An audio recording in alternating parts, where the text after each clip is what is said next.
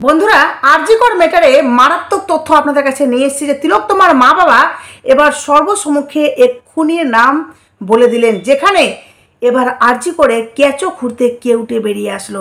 চলুন আপনাদেরকে পুরো ডিটেলসে সবটা বলবো। চলুন প্রথমত আপনাদেরকে বলি যে তিলোত্তমার ব্যাপারটা এখনও অবধি তদন্ত চলছে, এটা আপনারা সকলে জানেন, কিন্তু সিবিআই কিছুদিন আগে ঘুমিয়ে পড়েছিল, মানে সিবিআইয়ের কোনো রেসপন্স আমরা পাচ্ছিলাম না। কিন্তু এবার সিবিআই ফাইনালি জেগে উঠেছে, মানে সিবিআই আবার জিজ্ঞাসাবাদ শুরু করেছেন, আবার তদন্ত শুরু করেছেন, যেখানে তিলোত্তমার মা বাবা বারবার বলছেন যে সিবিআই জানি না কেন যাদেরকে তদন্তের আওতায় আনা উচিত তারা এখনও অবধি তদন্তের আওতায় আসেনি। যেমন তিলোত্তমা যাদের সাথে লাস্ট ডিনার করেছিল সেই রাতে তাদেরকে তদন্তের আওতায় আনা হয়নি, এমনকি যেদিন ডিউটি করে লাস্ট সেই দিনেও বা সেই রাতেও ডিউটিতে কারা কারা ছিল তাদেরকেও তদন্তের আওতায় আনা হয়নি অনেককে। এমনকি যেই সমস্ত ডাক্তাররা ছিলেন ভিপি অনেকেই কিন্তু তদন্তের আওতায় এখনও অবধি আসেনি, যার জন্য তিলোত্তমার মা বাবা বারবার বলছেন চেঁচিয়ে যে সিবিআই কিছু একটা আড়াল করছে, কিছু একটা লুকোচ্ছে, কিছু একটা চাপা দেওয়ার চেষ্টা করছে। যেখানে সিবিআইয়েরও কিন্তু এই নিয়ে গায়ে লেগেছিল, সিবিআইও কিন্তু অনেক কিছু বলেছে। তবে আজকের যে বিষয়টা হলো সেটা হলো এবার আরজিকরে কেঁচো খুঁড়তে কেউটে বেরিয়ে আসলো, মানে তিলোত্তমার মা বাবা সর্বসম্মুখে এক খুনির নাম বললেন। আর আজকে ফাইনালি সিবিআই এক বড় মাথার বাড়িতে পৌঁছে গেছেন। তো কি হলো আজকে আপনাদেরকে পুরো ডিটেলসে বলছি, একটু মনোযোগ দিয়ে শুনুন, অনেক কিছু আপনারা আজকে জানতে পারবেন। একদম শেষ অবধি দেখুন, না হলে অনেক কিছু মিস হয়ে যাবে। যেটা হলো যে আরজিকর দুর্নীতি কাণ্ডের তদন্তে এবার অতীন ঘোষের সেম বাজারের বাড়িতে পৌঁছে গেলেন, বুঝতে পারছেন? আর্থিক দুর্নীতির মামলায় এবার অতীন ঘোষ, নামটা খুব চেনা চেনা মনে হচ্ছে তো? নামটা আমরা অনেকবার শুনেছি, কারণ এই বড় মাথারাই কিন্তু এই ঘটনায় আড়াল থেকে অদৃশ্যভাবে জড়িত। যাই হোক, এবার সিবিআই কিন্তু ফাইনালি অতীন ঘোষের শ্যাম বাজারের বাড়িতে পৌঁছে গেছেন, যেখানে সিবিআইয়ের দুর্নীতি দমন শাখার আধিকারিকরা প্রায় 3 ঘন্টা ধরে চলে জিজ্ঞাসাবাদ। বুঝতে পারছেন, প্রায় 3 ঘন্টা ধরে চলে জিজ্ঞাসাবাদ। এদিকে অতীন ঘোষের বাড়িতে কেন্দ্রীয় তদন্তকারী সংস্থার অভিযানে প্রতিক্রিয়া দিলেন নিহত চিকিৎসকের বাবা। তিলোত্তমার বাবা বলেছিলেন না এর আগে, এই তো গতকালকে বললেন যে আমরা জাস্টিস তো অবশ্যই নেব, কিন্তু দেরি হবে, কারণ রাষ্ট্রের বিরুদ্ধে আমরা লড়াই করছি, রাষ্ট্রের সঙ্গে লড়াই হচ্ছে। তো বুঝতে পারছেন লড়াইটা একটু টাফ। তো যেখানে তিলোত্তমার বাবা এবারও মুখ খুলেছেন, এদিন অভয়ের বাবা বলেন, পয়েন্ট টু বি নোটেড, বলেন অতীন ঘোষের নামটা অনেক দিন ধরে আমাদের স্ক্যানারে ছিল। বুঝতে পারছেন, আই রিপিট, অতীন ঘোষের নামটা তিলোত্তমার মা বাবার স্ক্যানারে ছিল অনেক দিন ধরে। মানে আপনাদেরকে বলেছি যে তিলোত্তমার মা বাবা প্রথম থেকেই বলছেন যাদেরকে তদন্তের আওতায় আনা উচিত তাদেরকে নিয়ে আসা হচ্ছে না। ফাইনালি সিবিআই কিন্তু এতদিনে এই একটা মাথার বাড়ি পৌঁছেছে, কিন্তু সামনে আসছিল না, আজ হঠাৎ করে এসেছে। সিবিআইয়ের এই কর্মে তিলোত্তমার মা বাবা একটু হলেও খুশি হয়েছেন, বলছেন আজ হঠাৎ করে এসেছে, একটু ভালো লাগছে আর কি। যখন আমরা টালা থানায় ছিলাম 9 তারিখে যেই ঘটনাগুলি ঘটেছে সম্ভবত উনিই ছিলেন। বুঝতে পারছেন, মানে বড় মাথার নাম সম্ভবত 9 তারিখের ঘটনায় উনিই ছিলেন, এটা তিলোত্তমার বাবা দাবি করছেন, একদম বলছেন সর্বসম্মুখে। বলছেন যে ওনার নামটা কিছুতেই সামনে আসছিল না, এই অতীন ঘোষের নামটা সামনে কিছুতেই আসছিল না। 14 তারিখে যে ঘটনাটা ঘটেছে সেটাও হয়তো পরবর্তীকালে দেখেছি। বুঝতে পারছেন, ওনার নেতৃত্বে বা যাদের যাদের চার্জশিট জমা পড়েছে, মানে তিলোত্তমার বাবা বলছে যাদের যাদের চার্জশিট জমা পড়েছে তাদের নেতৃত্বে হয়েছে। আরেকজনের নাম সামনে আসছে না এখনও। কাকে বোঝাচ্ছেন তিলোত্তমার মা বাবা? মানে কাকে এখনও অবধি উনি চাইছেন যে এই মাথাটাও সামনে আসুক, যে ওতপ্রোতভাবে একদম জড়িত এই আরজিকর ম্যাটারে, কিন্তু এখনও অবধি আসছেন না। তো যার জন্য বলছেন তিলোত্তমার মা বাবা যে আরেকজন আছে যার নাম কিন্তু এখনও সামনে আসছে না, দেখা যাক, নামটা এখন আমি বলবো না আপাতত। কাশীপুর বেলগাছিয়ার তৃণমূল বিধায়ক ও কলকাতা পুরসভার ডেপুটি মেয়রের দাবি আরজিকর হাসপাতালের রোগী কল্যাণ সমিতির ভূমিকা সম্পর্কে তার কাছে জানতে চাওয়া হয়। এই প্রেক্ষিতে তৃণমূলের অভিযোগ, যত ভোট আসবে বিজেপি তত ইডি সিবিআইয়ের উপরে ভরসা করবে। বুঝতে পারছেন কীভাবে কথাগুলোকে পাল্টানো হচ্ছে? বলছে যত ভোট আসবে তত বিজেপি ইডি সিবিআইয়ের উপরে ভরসা করবে, মধু খেলে জবাব তো দিতেই হবে বলে পাল্টা কটাক্ষ করেছেন বিজেপি।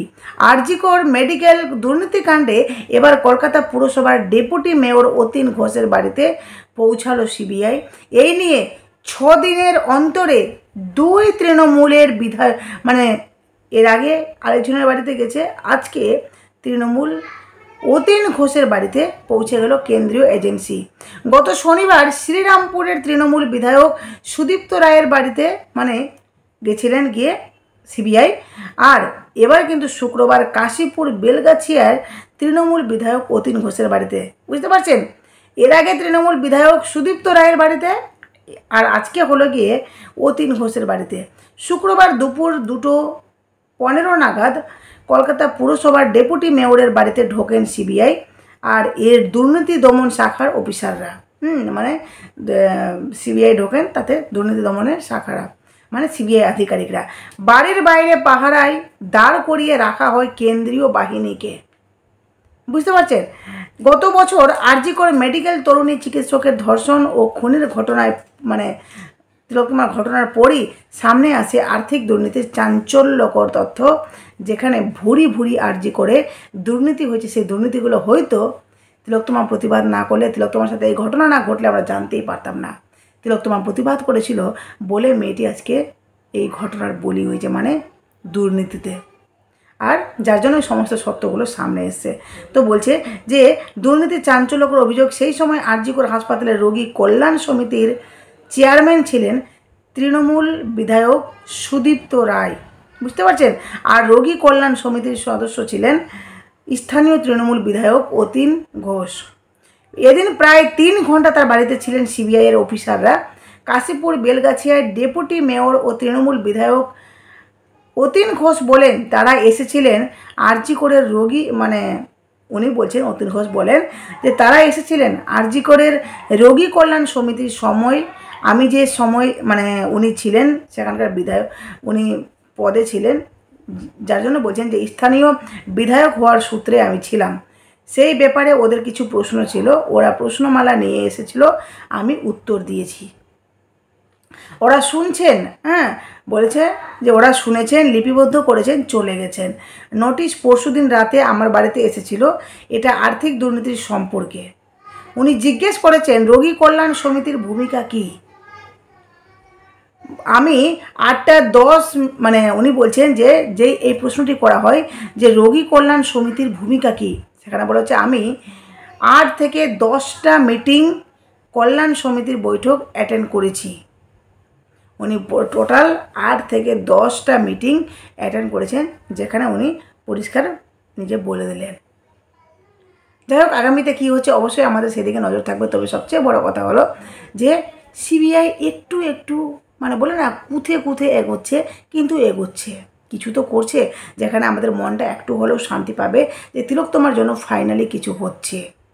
তিলোত্তমার মা বাবা একটু হলেও রিলিফ পাবেন যে হ্যাঁ কিছু একটা হচ্ছে, কিছু একটা সিবিআই করছে। কারণ এর আগে তো সিবিআই পুরো একদম ঘুমিয়ে গিয়েছিল, এই আরজিকর ম্যাটারে পুরো একদম চুপচাপ শাটডাউন। এবার আপনাদেরকে বলি যে মনে পড়ছে কুণাল ঘোষ তিলোত্তমার মা বাবার ব্যাপারে সবসময় নাক গলান, তো কুণাল ঘোষ যে মানহানির মামলাটি করেছিলেন সেই মানহানির মামলাতে এবার আরজিকরের নিহত তিলোত্তমার মানে নিহত চিকিৎসকের মা বাবার বিরুদ্ধে মানহানির মামলা করলেন তৃণমূলের রাজ্য সাধারণ সম্পাদক কুণাল ঘোষ। শুক্রবার সমাজ মাধ্যমে এই সংক্রান্ত একটি পোস্ট করেছেন তিনি, যেখানে আগামী 11ই সেপ্টেম্বর সকাল 10:30টায় তিলোত্তমার বাবাকে অথবা তার আইনজীবীকে উপস্থিত হতে হবে বলা হয়েছে। বুঝতে পারছেন, মানে 11ই সেপ্টেম্বর সকাল 10:30টায় নাগাদ কোর্টে কিন্তু তিলোত্তমার মা বাবাকে অথবা তিলোত্তমার আইনজীবীকে সেখানে হাজির থাকতে হবে। শুক্রবার সকালে এক্স হ্যান্ডেলে কুণাল ঘোষ লেখেন, নির্যাতিতার বাবার মিথ্যা মানহানিকর বিবৃতিকর প্রতিবাদে আমার আইনজীবী অয়ন চক্রবর্তীর চিঠির পর এবার মামলা করলাম। আইনজীবী মারফত তিনি কলকাতার মুখ্য বিচার বিভাগীয় আদালতে মামলা করেছেন। আদালতের নোটিশের ছবি পোস্ট করে কুণাল জানিয়েছেন, আগামী 11 সেপ্টেম্বর সকাল 10:30টায় নির্যাতিতার বাবা ও তার আইনজীবীকে কোর্টে উপস্থিত থাকতে বলা হয়েছে। ব্যাংকশাল কোর্টে মাননীয় 5th বিচার বিভাগীয় ম্যাজিস্ট্রেটের এজলাস থেকে নোটিশ ইস্যু হয়েছে। এখনকার নিয়ম অনুযায়ী 11 সেপ্টেম্বর 2025 সকাল 10:30টায় ওকে বা ওর আইনজীবীকে উপস্থিত থাকতে বলা হয়েছে। প্রসঙ্গত গত 12ই আগস্ট সমাজ মাধ্যমে একটি পোস্ট করে কুণাল ঘোষ ওই নোটিশ প্রসঙ্গে জানিয়ে লিখেছেন, তিলোত্তমার বাবার প্রতি পূর্ণ সম্মান ও সহমর্মিতা জানিয়ে উনি বলছেন, জানিয়েও বলছি আজ ওকে আইনজীবীর নোটিশ পাঠিয়েছি, আশা করি কাল পরশু চিঠি পেয়ে যাবেন। উনি মিডিয়াকে বলেছেন সিবিআই টাকা খেয়ে তদন্ত নষ্ট করেছে আর রাজ্য সরকার টাকা দিয়েছে। কুণাল ঘোষ সিজিওতে গিয়ে সেটেলমেন্ট করেছে। উনি ক্ষমা না চাইলে কোর্টে এসে যা বলেছেন তার প্রমাণ দিতে হবে। চিঠি পাওয়ার পর 4 দিন সময়, তারপর মামলা করব। অতঃপর এই মামলার জল কতদূর গোড়ায় বা এই আবহে নির্যাতিতার মা বাবার প্রতি নাগরিক সমাজের সহানুভূতি থাকে কি না সেই দিকে কিন্তু এবার নজর থাকবে সকলের। শুক্রবার সকালে এক চ্যানেলে কুণাল লেখেন, নির্যাতিতার বাবার মিথ্যা মানহানিকর বিবৃতিকর, যেটা আপনাদেরকে বললাম। যাই হোক, কী হচ্ছে মোট কথা কুণাল ঘোষ বলতে চাইছেন যে আমি সঠিক, আমি কিছু করিনি, আমি সেটেলমেন্ট করিনি, আমার নামে মিথ্যা কথা বলা হয়েছে। যেখানে কুণাল ঘোষ বারবার তিলোত্তমার মা বাবার ব্যাপারে তিলোত্তমার মা বাবার ব্যাপারে অনেকবার নাক গলিয়েছেন। অযথায় উনি সব জায়গায় নাকটা ঢুকিয়েই দেন। যে সিবিআইয়ের উপর ওনারা আস্থা রাখতে পারছেন না, সিবিআইকে ওনারাই চেয়েছিলেন হাবিজিবি, যেটা তিলোত্তমার মা বাবা বারবার বলেছেন যে আমাদেরকে এই ধরনের কথা বলা এটা কথা না কথা আমাদেরকে মানহানি করা। আমরা চাইনি সিবিআইকে চেয়েছে কোর্ট ভালো মনে করেছে, তারপর সিবিআইকে দায়িত্বটা দেওয়া হয়েছে। যাই হোক, আপনাদের কাছে সমস্তটা শেয়ার করলাম। অবশ্যই আপনাদের মূল্যবান মতামত কমেন্ট বক্সে দেবেন। আর অবশ্যই তিলোত্তমার ব্যাপারে এবার সমস্ত তথ্য সামনে আসছে, যেখানে বড় মাথার নামগুলো সামনে আসছে। যাই হোক, অবশ্যই শেষ করলাম এখানে। আর নতুন থাকলে চ্যানেলটি সাবস্ক্রাইব করে নোটিফিকেশন অবশ্যই পাশে থাকবে।